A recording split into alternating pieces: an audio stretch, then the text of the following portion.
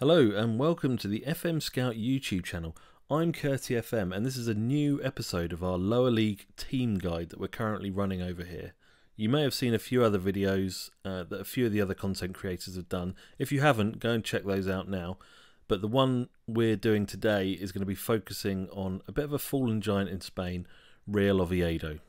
Before I start talking you through all the benefits of managing Real Oviedo in Football Manager 2017, just want to let you know that if you're looking for a Let's Play series, I am currently managing Arsenal over on my channel, so feel free to go and check that out. I'll leave a link in the description below. I hope you enjoy it. If you do, why not stick around and subscribe? That would be massively appreciated. But for now, let's get on with Oviedo. Now, I know you might be thinking that Oviedo aren't really a traditional lower league club, given that they're in the second tier of Spanish football, but you've got to remember that getting promotion with Oviedo and then trying to overthrow the dominance of Real Madrid, Barcelona and Atletico Madrid in recent seasons is going to be a huge, huge challenge. Now, we're just looking at the club profile page, and as you can see, Real Oviedo were formed in 1926. However, a lot of their history has come in the last 10 years and it's not all been good.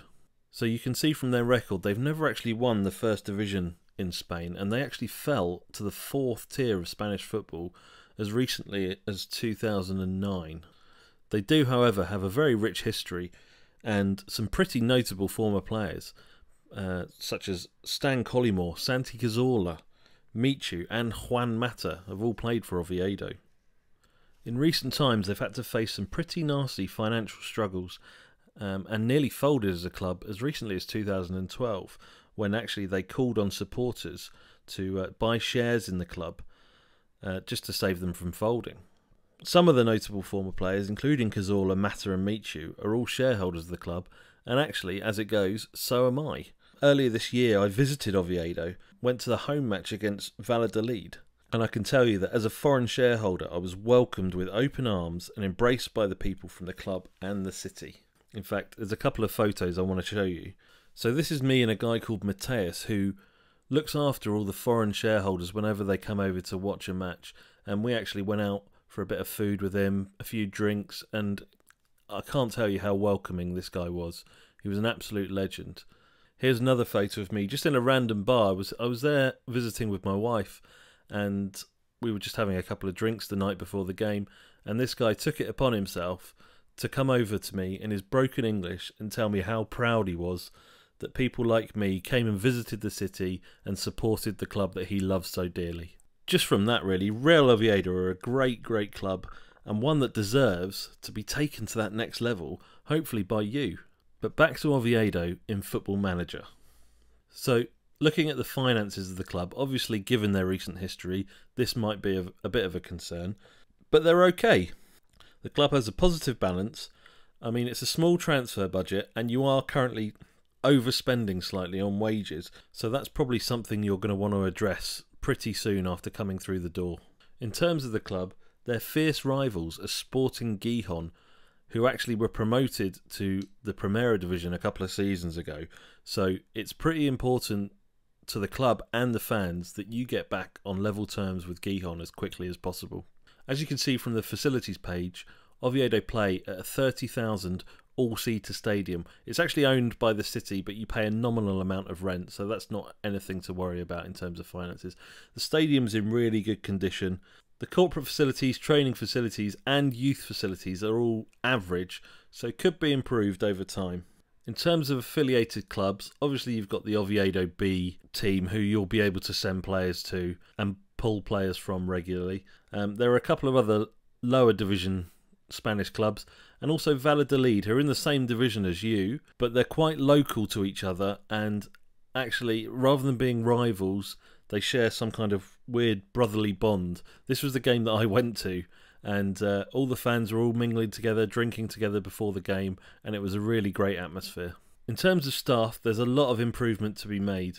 You've only got 4 coaches, one of them being you, one the assistant manager, one fitness coach, and one goalkeeping coach. But you've got 4 spaces there where you can bring in maybe some specialised coaches, which will help the development of the players. In terms of scouts, you've got one scout, so that is definitely something you can improve. I recommend just bringing in scouts from different nations to really improve that scouting knowledge, which will hopefully help you find the best prospects. Whenever looking for a coach, I always use the DDM method. So coaches with good determination, good discipline and good motivation generally get the best results. Obviously you want to add some specialist skills in there, so an attacking coach, a defensive coach, a technical coach, but always start with that DDM platform because those coaches will give you the best results. In terms of the competition, you're in the Spanish Second Division. You're predicted to finish 8th. Your odds are 55 to 1 to win the league, but there are some relatively big teams in there that have come down from La Liga the season before. Teams like Levante, Vallecano, Getafe are all good, well-organised teams, so going up in the first season will be a struggle. If you can get to the playoffs, that'll be a success.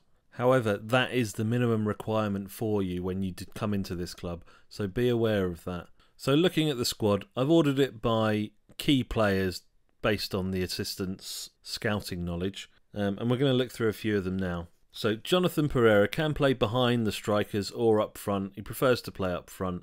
He was signed from Lugo for a free transfer in the summer. He's a player that had a lot of promise when he was younger and has never really come to fruition. So your challenge might be to bring the best out of this guy. His finishing's only 12. His physicals are okay, but he might be someone that you can improve on, especially when he's been brought in on a free and he's valued at 1.5 million. Then there's the man himself, Michu, former Swansea player who's come back to Oviedo. He actually started his career here, so he'll probably be winding down at Oviedo now. Physically, he's still okay. He's a little bit injury prone, but he'll certainly be a player that's good enough to do a job for you there. Now, here's Francisco Varela, who is a really hot prospect here at Oviedo. You might have to fend off some bigger clubs as they'll probably be sniffing around him at some point. He's got potential 5-star ability. He's only 21 years old and he's a really good left back. He's only valued at 1 million, so it might be worth signing him on a longer term deal. Try and get that value up a little bit and then move him on if and when the right bid comes in for him. Another one of Oviedo's key players is Esteban, their 41-year-old Spanish keeper who's been at the club for a long time. He's still got 3.5-star ability, and looking at his stats, he's still a really good keeper. He's got a lot to offer, and he could certainly do you a job in the first year. I imagine he would end up retiring after this season. So bringing in a younger keeper might be something you want to do sooner rather than later, but Esteban certainly will do you a job for this year. Also got John Eriche. He's the club captain and he's a bit of a rock in the centre of midfield. He's just Mr. Dependable, really. He's not the best, he's not the most creative player. Defensively, he's not amazing, but he's the sort of player you want in your squad. He's fairly professional and he's a good club captain. Just before we look at implementing a tactic, I like to look at the comparison page just to see if there's any glaring holes or weaknesses or strengths that we can play to. Looking at Oviedo's defence, their heading and jumping stats aren't great compared to the league average, but marking, positioning, pace and acceleration are way above the league average. So looking at your tactic, it might be worth employing a high line here, because positioning, pace and acceleration should mean any balls over the top, the defence will have the capability to deal with. In terms of the midfield, you've got quite a hard-working midfield without being particularly creative. The vision stat for Oviedo is the lowest in the Spanish Second Division, but things like teamwork, stamina, tackling, decisions are all really solid. At the moment, as an option for a tactic, with the current squad, I'm leaning towards maybe a 4-4-2 with a high defensive line, getting the ball out wide, because that's where the creativity is going to come from. Another thing to note on the comparison page is that your average age of the squad is over 28, and that might be something you need to look at going forward. In terms of a tactic, I think you've got to play 4-4-2. Just looking at the squad and looking at the strengths of the squad, I think it just makes sense. I've gone for control and structured here, just because you haven't got a lot of creativity in this team, so there's no point trying to force the issue. Control I've implemented purely because you're going to be favourites in a lot of these games. You're predicted to finish 8th, so the chances are, if you're making that playoff push, you've got to be looking to be slightly more aggressive. In terms of team instructions, this is what I think might work. I'm playing with a slightly higher defensive line, given the comparison screen we looked at earlier. We're going to get the ball wide. You've got 2 really, really good strikers, and actually a really good third striker in Touche. So you've got, I think it's key to play 2 up front with this team. There is one caveat, however. You probably will need to recruit a left midfielder. You don't have anyone amazing in your squad for that position. And I think getting someone in with a good bit of pace, a little bit of dribbling ability, and some good crossing ability will be key to making this tactic work. But that's all for this video. I hope you enjoyed it, and I hope you take the opportunity to get Real Oviedo back to the Primera Division where they belong. Like I said, we've done a few of these guides on the FM Scout channel, so please go and check them out. They're really, really good, and they've been made by some really, really good content creators. Once again, I'll put a link in the description of my channel below, and also my Twitter if you want to come and follow me over there. There's also a link to the FM Scout website, which is a fantastic resource for any of your Football Manager needs. There's loads of information over there, loads of graphics and things to download to enhance your Football Manager experience. I'd highly recommend going over there and seeing what's about. But that's all from me. If you enjoyed the video, make sure you hit the thumbs up button. It's really, really appreciated when you do. If you're new to the channel, why not subscribe?